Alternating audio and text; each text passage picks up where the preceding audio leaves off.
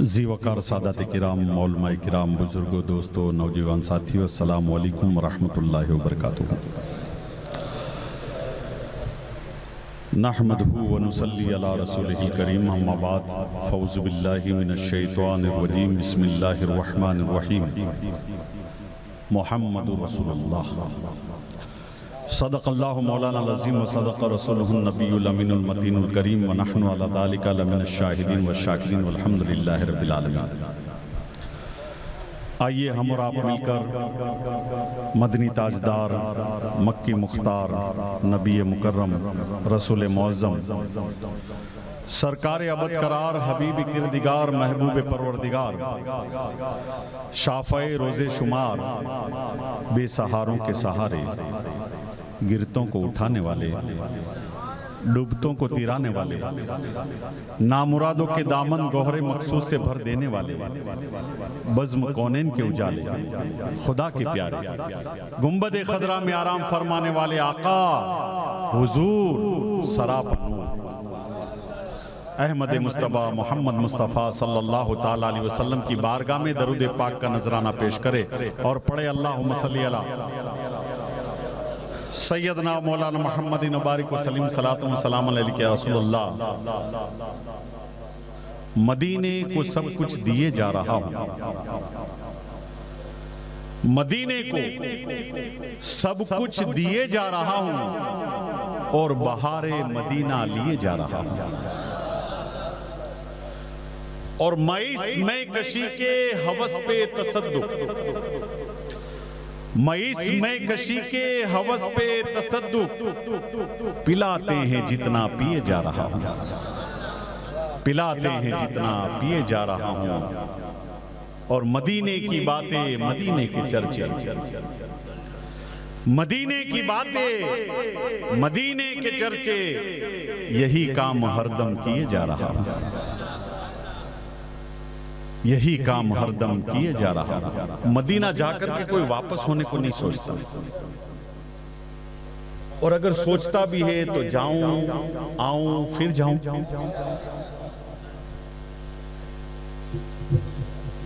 وہاں سے آنے کا دل نہیں کرتا، اور آ جاتے ہیں تو پھر جانے کا دل کرتا ہے۔ لیکن حضور محدث اعظم ہند علیہ رحمہ مدینے سے نکلنے کی بات کرتے ہیں۔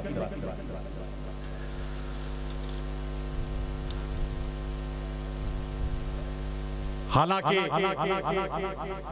حضرت امام مالک رضی اللہ تعالیٰ عنہ مدینے میں رہے اور تا حیات رہے، مگر ایک حج کے سوا دوسرا حج نہیں کیا۔ ان سے کسی نے پوچھا، اے امام مالک، آپ نے ایک حج کے سوا دوسرا حج نہیں کیا، اس میں کیا راز کی بات ہے؟ تو کہا، سنو، فرض ایک ہی حج ہے، تو فرض ادا ہم نے کر لیا، اب دیار رسول کو چھوڑتے ہوئے جی ڈرتا ہے کہیں چھوڑوں اور میری روح نہ نکل جائے۔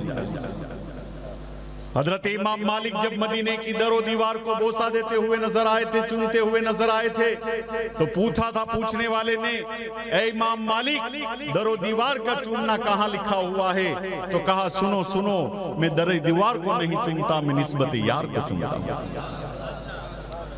تو مدینے سے کوئی نکلنے کی بات نہیں کرتا، لیکن حضور محدث اعظم ہند مدینے سے نکلنے کی بات کرتے ہیں۔ میں مدینے سے باہر کیوں نکلا؟ یہ سید مدینے میں پیدا ہوئے تو مدینے سے باہر نکلے کیوں؟ مدینہ چھوڑ کر جیلان کیوں گئے؟ جیلان کو چھوڑ کر کے سیدنا شیخ عبدالقادر جیلانی بغداد کیوں پہنچے؟ مدینہ چھوڑ کر کے مولا کائنات کوفہ کیوں گئے؟ مدینہ چھوڑ کر کے یہ سید مدینے سے باہر نکلے کیوں؟ سمنان کو چھوڑ کر کے حضرت سید مخدوم اشرف جہانگیر سمنانی کی چھوچا کیوں پہنچے؟ بغداد کو چھوڑ کر کے سیدنا رزق اللہ صاحب محی الدین سالس کوڑینار کیوں گئے؟ بغداد کو چھوڑ کر کے شہید ملت میں عبداللہ سا کشمیری اونا میں کیوں آئے؟ کوئی اجمیر میں گیا، کوئی کلیر گیا، کوئی دلہی میں گیا، پوری دنیا میں یہ سید کیوں چلے گئے مدینہ چھوڑ کر کے؟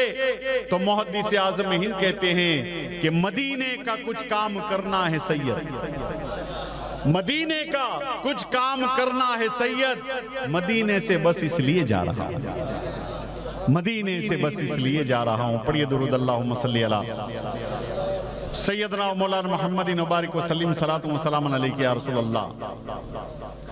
آج ہم اور آپ حضرت جلال شاہ باوا رحمت اللہ تعالیٰ علیہ کے عرس کے موقع پر جو محفل میلاد سجائی ہے اس میں حاضر آئیے۔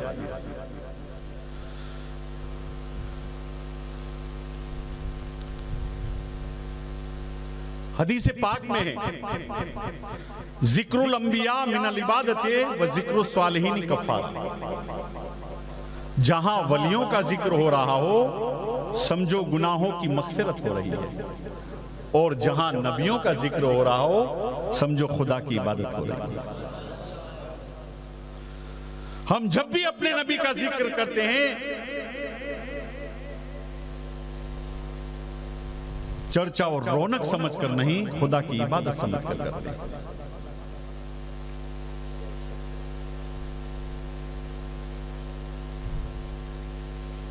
اسی کی مناسبت سے میں نے جو آیت کریمہ تلاوت کرنے کا شرف حاصل کیا اس پر تھوڑی دیر آپ سے گفتگو کرنا چاہتا ہوں۔ محمد رسول اللہ، محمد صلی اللہ تعالیٰ علیہ وسلم اللہ کے رسول ہے۔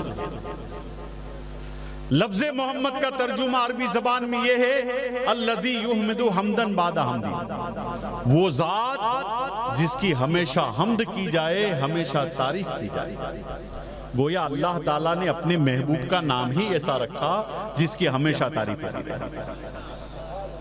کفار مکہ نے کہا ہم بھی کتنے کم عقل ہیں کہ محمد کو برا بھلا کہتے ہیں، محمد کی تردید کرتے ہیں تو محمد کہہ کر کرتے ہیں، حالانکہ محمد کا معنی یہی ہے کہ حمد کرتے رہیں، تعریف کرتے رہیں۔ لہذا انہوں نے مشورہ کیا کہ آج کے بعد ہم حضور کو محمد نہیں کریں گے، مزمم کہا کریں گے۔ مزمم کا معنی ہے برائی کیا گیا۔ حضور صلی اللہ تعالیٰ علیہ وسلم کو علم ہوا تو آپ نے ارشاد فرمایا ان کا مزمم کوئی اور ہوگا، خدا نے تو مجھے محمد بنا کر بھیجا ہے۔ تو گھٹائے سے کسی کے نہ گھٹا ہے نہ گھٹے گا، جب بڑھائے تجھے اللہ تعالیٰ تیرا، مٹ گئے مٹتے ہیں مٹ جائیں گے آدھا تیرے، نہ مٹا ہے نہ مٹے گا کبھی چرچا تیرا، ورفعنا لکا ذکرک کا ہے سایہ تجھ پر، ذکر اونچا ہے تیرا بول ہے بالا تیرا۔ لفظ محمد کتنا پیارا ہے۔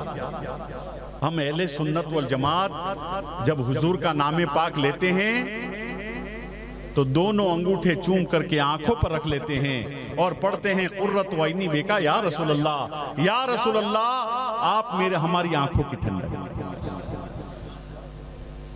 لفظ محمد سن کر کے انگوٹھے چومنا یہ حضرت سیدنا صدیق اکبر رضی اللہ تعالیٰ عنہ کی سنت ہے۔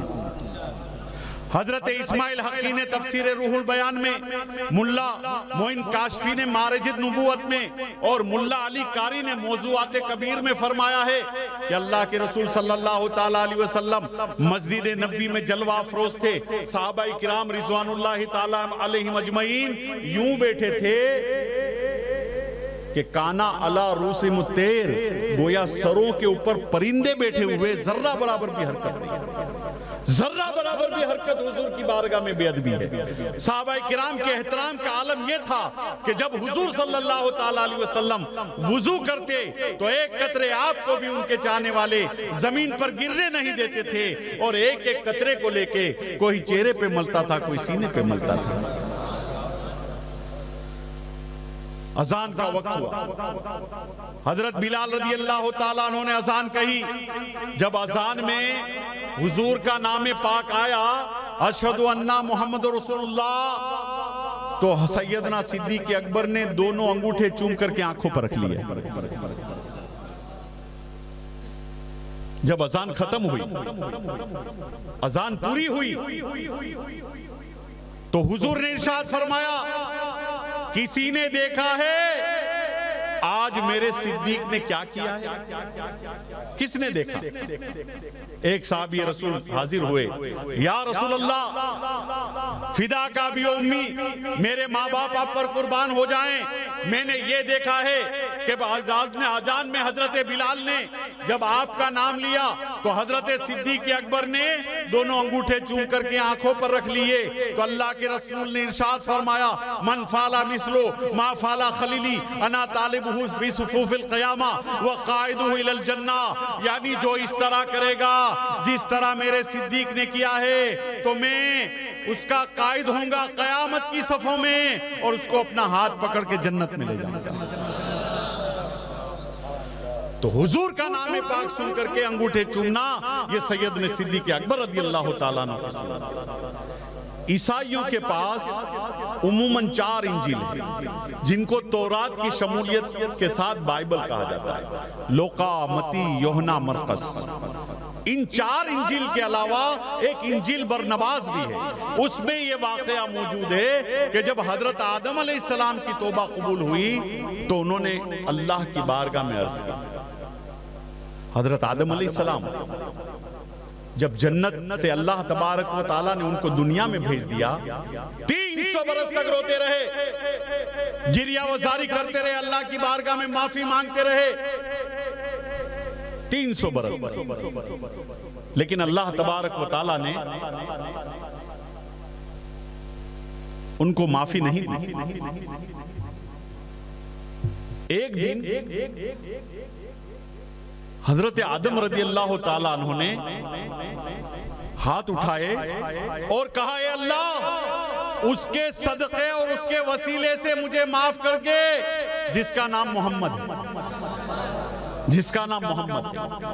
اللہ تعالیٰ نے پوچھا اے آدم تو نے محمد کو کیسے جان لیا، محمد کو کیسے پہچان لیا؟ تو حضرت آدم نے کہا اے اللہ جب میں جنت میں تھا تو جنت کے دروازوں پر دیکھا لا الہ الا اللہ محمد رسول اللہ، جنت کے پتوں پر دیکھا لا الہ الا اللہ محمد رسول اللہ، جنت کی بہاروں میں دیکھا لا الہ الا اللہ محمد رسول اللہ، جہاں بھی نظر پڑی لا الہ الا اللہ محمد رسول اللہ، تیرے نام کے ساتھ محمد کا نام، تو میں سمجھ گیا میں ان کو پہچانتا نہیں لیکن میں یہ جان گیا کہ یقیناً یہ تیرا کوئی محبوب بندہ ہے جس سے تو محبت کرتا ہے، جس کے نام کو تو نے اپنے نام کے ساتھ لگا دیا ہے، لہذا اس لیے اس کا وسیلہ دے رہا ہوں کہ یقیناً یہ تیرا کوئی محبوب ہے۔ تو اللہ تبارک و تعالیٰ نے ارشاد فرمایا اے آدم تو نے سچ کہا، جس کا وسیلہ تو نے دیا ہے وہ تمام مخلوق میں مجھے سب سے زیادہ پیارا ہے، اور اے آدم سن لے اگر اس کو نہ پیدا کرتا تو میں دنیا ہی کو نہ پیدا کرتا، اگر اس کو پیدا کرنا نہ ہوتا تو میں افلاک کو نہ پیدا کرتا، اور اے آدم سن لے اگر اس کے وسیلے سے تو مجھ سے معافی مانگ رہا ہے تو جا میں نے تجھے معاف کر دیا، میں نے تجھے معافی دے دی۔ تو حضرت آدم علیہ السلام نے اللہ کی بارگاہ میں عرض کی اے اللہ جس کے صدقے میں مجھے معافی ملی ہے اس کو دیکھنا چاہتا ہوں، اس کو دیکھنا چاہتا ہوں۔ اللہ تبارک و تعالیٰ نے ارشاد فرمایا آدم تو اسے ایسے نہیں دیکھ سکتا، ڈائریکٹ نہیں دیکھ سکتا تو،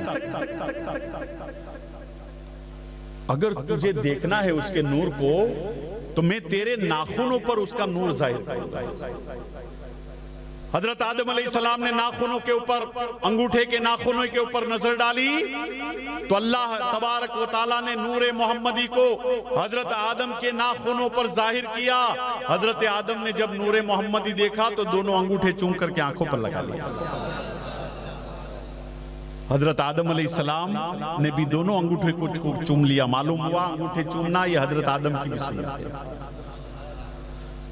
کوئی اعتراض کر سکتا ہے کہ حضرت آدم کو تو نور نظر آیا تھا، ہم کو نظر نہیں آتا، ہم کیوں چومیں، ہمیں چومنے کی ضرورت کیا ہے؟ تو میں اسے کہوں گا اگر نظر آئے یا نہ آئے یہ کوئی شرط نہیں ہے، حضرت آدم کی سنت تو ثابت ہو گئی۔ مجھے یہ بتاؤ کہ حضرت حاجرہ حضرت اسماعیل کے لیے پانی تلاش کرنے کبھی صفا پر دوڑ رہی ہے، کبھی مروہ پر دوڑ رہی ہے، کبھی صفا پر دوڑ رہی ہے، کبھی مروہ پر دوڑ رہی ہے۔ کس کے لیے دوڑی؟ حضرت اسماعیل کو پانی پلانے کے لیے، پانی تلاش کرنے کے لیے دوڑی۔ لیکن آج تو پانی کی کوئی قلت نہیں ہے سعودی میں، پانی کی بہتات ہے، پھر حاجی کیوں دوڑتا ہے؟ پھر حاجی کیوں دوڑتا ہے؟ کبھی صفا پر ہے، کبھی مروہ پر ہے، کبھی صفا پر ہے، کبھی مروہ پر ہے۔ بات یہ ہے کہ حضرت حاجرہ کی سنت ادا نہیں ہوگی، حج مکمل نہیں ہوگا۔ حضرت حاجرہ کی سنت ادا کرنا ضروری ہے، تو ہمیں نور نظر نہیں آتا، تو یہ ہماری نگاہوں کا قصور ہے، ہماری نگاہوں کا قصور ہے، ورنہ حضرت آدم کی سنت تو ثابت ہو گئی۔ اور میں تو کہتا ہوں نگاہ ایسی ہونی چاہیے آنکھ بند کر کے بھی نظر آ جائے اور آنکھ کھلی رکھ کے بھی نظر آ جائے۔ اللہ والوں کی شان کیا ہوتی ہے؟ کبھی کھول کر کے دیکھتے ہیں، کبھی آنکھیں بند کر کے دیکھتے ہیں، الٹی ہی چال چلتے ہیں دیوان گانش، آنکھوں کو بند کرتے ہیں دیدار کے لیے۔ ایک مولوی صاحب مسجد میں قرآن کریم کا درس دے رہے تھے، حدیث کا درس دے رہے تھے۔ محفل میں ایک فقیر پھٹے پرانے کپڑے، بوسیدہ کپڑے پہن کر کے بیٹھا ہوا تھا۔ امام صاحب نے حدیث بیان فرمائی، قال رسول اللہ صلی اللہ تعالی علیہ وسلم۔ اس فقیر نے امام صاحب کو ٹوکا، نہیں حضور نے یہ نہیں فرمایا۔ مولوی صاحب نے پھر پڑھا، اس نے پھر کہا حضور نے ایسا نہیں فرمایا، تم یہ حدیث غلط پڑھ رہے ہو۔ مولوی صاحب نے کہا تیرے سے مجھے زیادہ علم ہے، میں مدرسے میں پڑھ کر کے فارغ ہو کر کے آیا ہوں اور درس دے رہا ہوں، یہ حدیث جو میں بیان کر رہا ہوں واقعی یہ حدیث صحیح ہے۔ وہ فقیر کھڑا ہو گیا اور امام صاحب سے کہا انظر ان رسول اللہ قائم علی راسک، دیکھ لے تمہارے سر کے پاس کون کھڑا ہے۔ امام صاحب نے نظر اٹھائی تو اللہ کے رسول تشریف فرما تھے، حضور جلوہ افروز تھے، اور حضور کہہ رہے تھے اے امام صاحب واقعی وہ سچ کہہ رہا ہے، میں نے ایسا نہیں فرمایا ہے، یہ میری حدیث نہیں ہے۔ تو یہ ان لوگوں کا حال ہوتا ہے جن کی نگاہوں سے پردے اٹھ جاتے ہیں، وہ تو زیارت کرتے ہیں بلکہ کروا بھی دیتے ہیں۔ کروا دی نا امام صاحب کو حضور کی زیارت۔ سیدنا فاروق اعظم رضی اللہ تعالیٰ عنہ کا دور خلافت ہے، حضرت مولا کائنات علی کرم اللہ تعالیٰ وجہ الکریم نے رات کو خواب دیکھا۔ خواب میں کیا دیکھا کہ فجر کی نماز اللہ کے رسول صلی اللہ تعالیٰ علیہ وسلم کے پیچھے ادا فرمائی۔ فجر کی نماز کے بعد اللہ کے رسول دیوار کے ساتھ ٹیک لگا کر کے بیٹھ گئے۔ مولا علی فرماتے ہم بھی بیٹھ گئے، صحابہ کرام بھی بیٹھ گئے۔ تھوڑی دیر ہوئی تو ایک آدمی آیا کھجوروں کی ٹوکری لے کر کے، کھجوروں کی ٹوکری حضور کی بارگاہ میں پیش کی۔ اللہ کے رسول نے کھجوروں کی ٹوکری اٹھائی، ایک کھجور صحابہ کرام کو عطا فرمائی۔ مولا کائنات فرماتے ہیں حضور نے مجھے بھی ایک کھجور عطا فرمائی، میں نے منہ میں ڈال دی، آنکھ کھل گئی، کیا دیکھا کہ کھجور میرے منہ میں موجود ہے، کھجور میرے منہ میں موجود ہے۔ مسجد نبوی سے اذان کی آواز سنائی دی، میں فجر کی نماز پڑھنے کے لیے مسجد نبوی میں پہنچا۔ امامت پر کھڑے ہیں سیدنا فاروق اعظم رضی اللہ تعالیٰ عنہ، انہوں نے فجر کی نماز ادا فرمائی۔ فجر کی نماز سے فارغ ہونے کے بعد حضرت سیدنا فاروق بھی دیوار کے ساتھ ٹیک لگا کر کے ایسا بیٹھ گئے جیسے میں نے خواب میں حضور کو دیکھا۔ میں بھی بیٹھ گیا، صحابہ کرام بھی بیٹھ گئے۔ وہ سپنے کا منظر، یہ آنکھ کھلا ہوا منظر، سپنے میں حضور ہیں، سامنے سیدنا فاروق اعظم ہیں۔ ایک آدمی آیا کھجوروں کی ٹوکری لے کر کے، سیدنا فاروق اعظم کی بارگاہ میں وہ کھجوروں کی ٹوکری پیش فرمائی۔ سیدنا فاروق اعظم رضی اللہ تعالیٰ عنہ نے وہ کھجوروں کی ٹوکری لے لی، ایک ایک کھجور سب کو عطا فرمائی، مولا کائنات کو بھی عطا فرمائی۔ مولا علی نے کہا اے فاروق اعظم ایک کھجور اور دے دیجئے، ایک دی اب دوسری دے دیجئے۔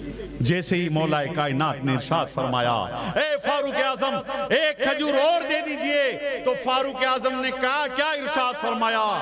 لو زادکا رسول اللہ صلی اللہ تعالیٰ علیہ وسلم البارحۃ لزدناکا، اگر رات کو خواب میں حضور نے دو دی ہوتی تو میں بھی دو دے دیتا، اگر خواب میں حضور نے آپ کو دو دی ہوتی تو میں بھی دو دے دیتا. معلوم کیا ہوا؟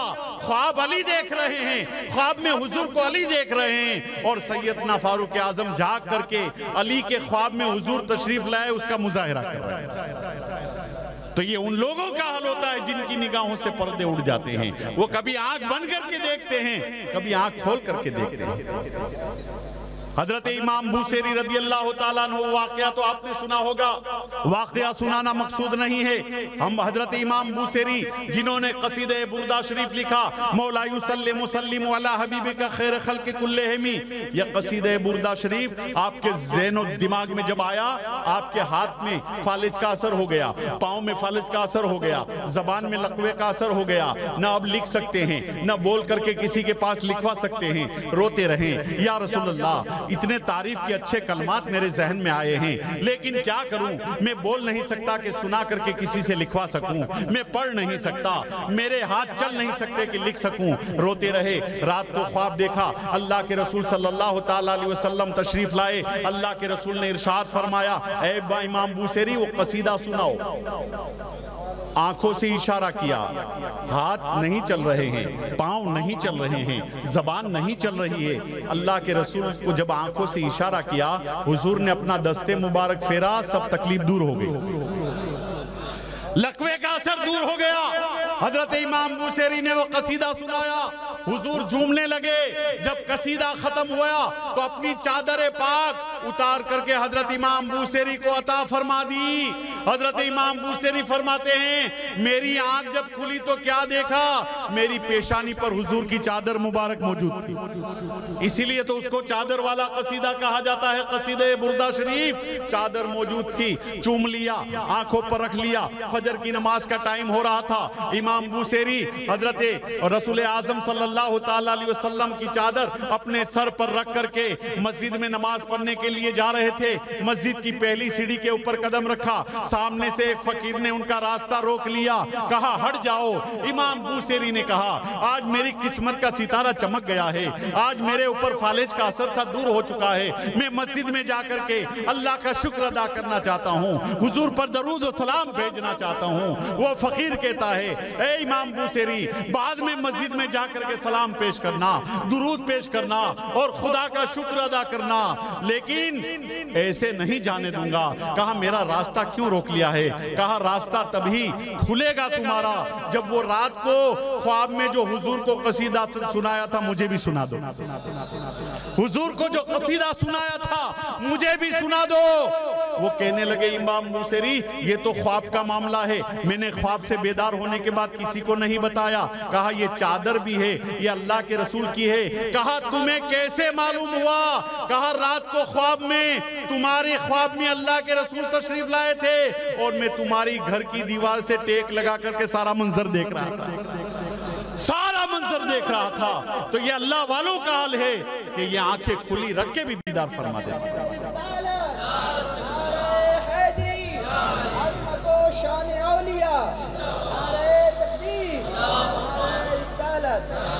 تو یہ اللہ والوں کی شان ہوتی ہے کہ وہ آنکھیں بند کر کے بھی دیدار فرماتے ہیں, آنکھیں کھول کر کے بھی دیدار فرماتے ہیں. پیران پیر سیدنا محبوب سبحانی, قطب ربانی غوث لاسانی, سیدنا شیخ عبد القادر جیلانی بغداد کی سرزمین پر تقریر کر رہے ہیں. 70,000 کا مجمع ہے. بڑے پیر کی یہ کرامت تھی. مائک کا دور نہیں تھا, ٹیکنالوجی کا دور نہیں تھا, لیکن بڑے پیر کی کرامت تھی کہ بڑے پیر تقریر فرماتے تو پہلی صف میں جو آدمی بیٹھا تھا اس کو جیسی بڑے پیر کی آواز سنائی دیتی, 70,000 آدمی کے بعد آخری صف میں اگر کوئی آدمی موجود ہوتا اس کو بھی ایسی ہی آواز سنائی دیتی.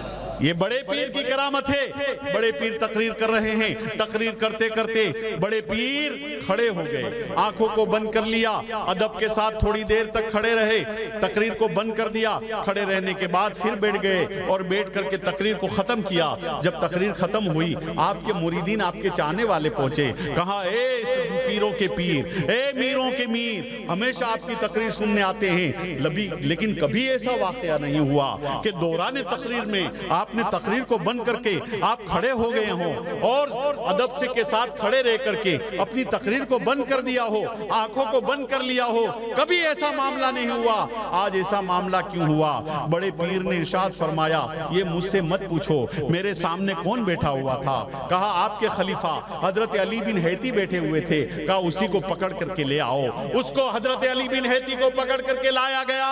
بڑے پیر نے کہا جو پوچھنا ہے اس سے پوچھ لو، میں تقریر بند کر کے کھڑا کیوں ہو گیا تھا؟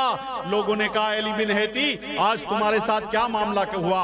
کہا میں بڑے پیر کی تقریر سن رہا تھا، تقریر سنتے سنتے میری آنکھ لگ گئی، جیسے ہی میری آنکھ لگی خواب میں حضور تشریف لائے، حضور تشریف لائے۔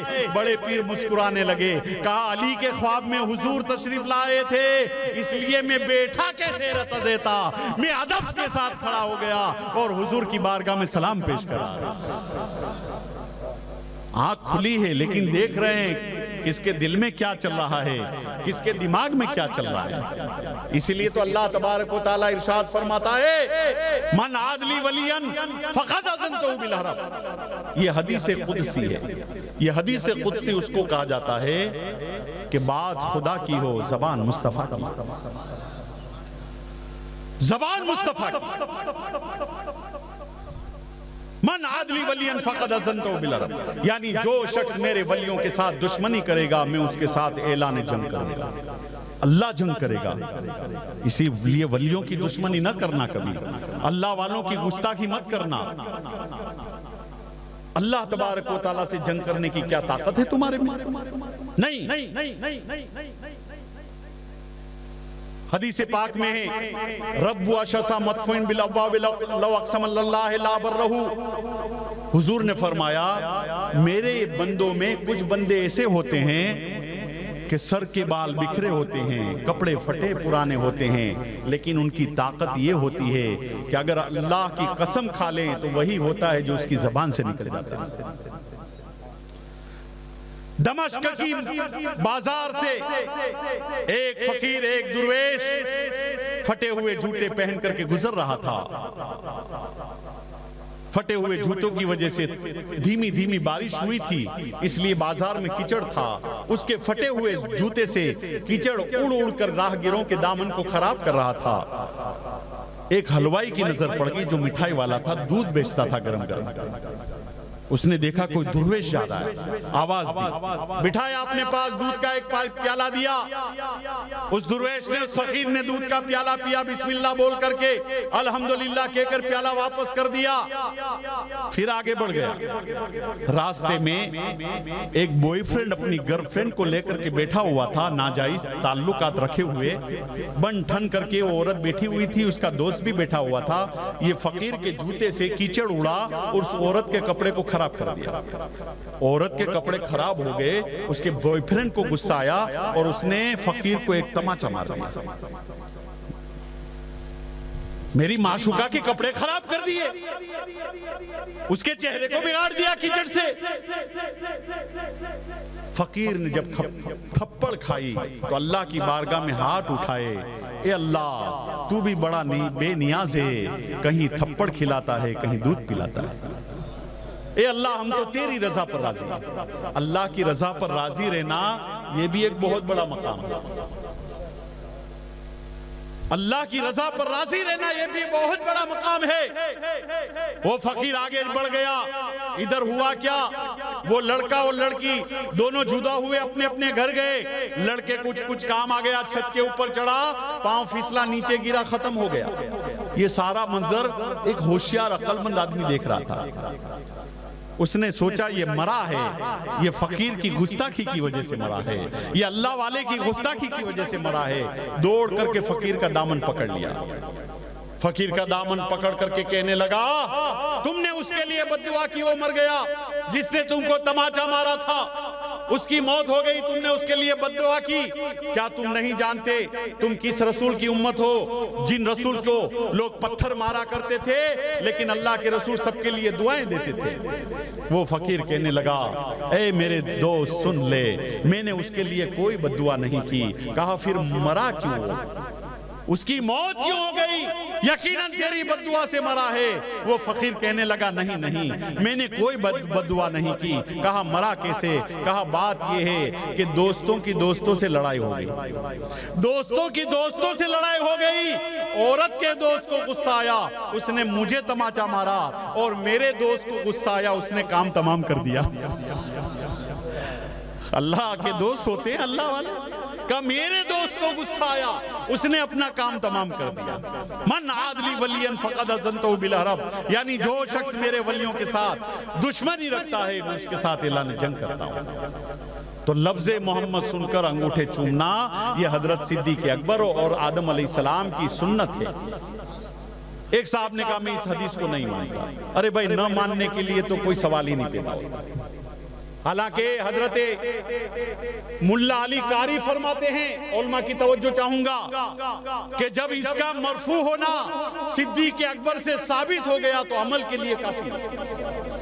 جب اس کا مرفوع ہونا صدیق اکبر سے ثابت ہو گیا تو یہ عمل کے لیے کافی ہے۔ لیکن کہا ہم نہیں مانتے، تو نہ ماننے کا تو کوئی علاج نہیں۔ ایک آدمی اپنے دل سے ٹھان لے تو کتنی دلیل دو، کتنی قرآن کی آیت پڑھ کے سناؤ، کتنی حدیثیں سناؤ، لیکن دل سے ٹھان ہی لیا کہ نہیں مانیں گے تو نہیں مانیں گے۔ اور ایسے ماننے والے جب وہ اس کو کہنا کہ دیکھ حضور کا نام اللہ نے ایسا رکھا ہے کہ اگر نام لو تو 2 بار دونوں ہونٹ ایک دوسرے کو چوم لیتے، محمد میم جیسی ادا ہوگی دونوں ہونٹ جو ہے ایک دوسرے کو چپک جاتے، تو یہ حضور کے نام کی برکت ہے۔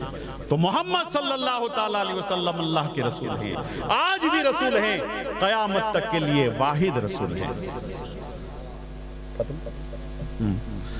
تو جلال شاہ باوا رحمۃ اللہ تعالیٰ علیہ کے عرس کے موقع پر ہم حاضر آئے ہیں۔ اللہ تبارک و تعالیٰ جن جن حضرات نے دام دیرم قدم سخن حصہ لیا، اللہ تبارک و تعالیٰ دین اور دنیا کی نعمتوں سے مالا مال فرمائے، اور دیو کے اہل سنت والجماعت کی جتنی بھی لوگ ہیں اللہ تبارک و تعالیٰ ان کو ہر آفت مصیبت بلا سے بچائے، روزی میں برکت عطا فرمائے، کاروبار میں ترقی عطا فرمائے، کفار کے مکر و شر سے بچائے، حاسدوں کے حسد سے بچائے، دشمنوں کی دشمنی سے محفوظ رکھے۔ وآخر دعوانا ان الحمدللہ رب العالمین۔